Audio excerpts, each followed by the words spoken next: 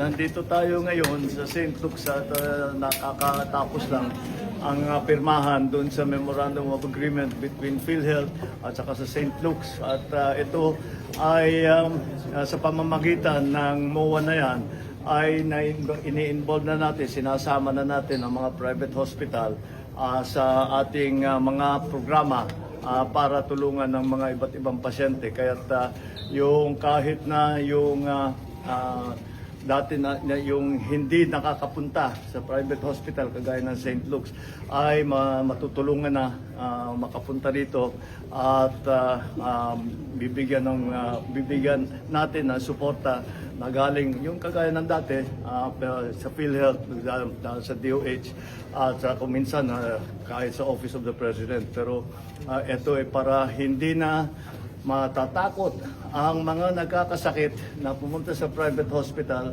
dahil walang silang pambayad.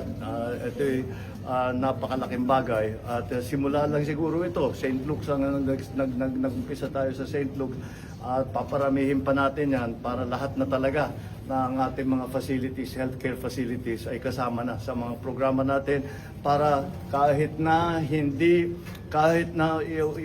lang yung mga may kaya ang makakapunta sa ating mga private hospital para makakuha sila ng specialized na healthcare na kanyang kuminsan ay kinakailangan nila, ngunit wala silang pambayad kaya hindi sila lumalapit at hindi sila magpapatingin sa ating mga private hospital. Ito yung mga bago nating ginagawa para palawakin ang suporta na ibinibigay natin sa ating mga pasyente para patibayin, pagandahin ang ating healthcare system para mas marami tayong matulungan at maabot na rin natin yung ating pinapangarap na universal healthcare. Maraming salamat. Good morning.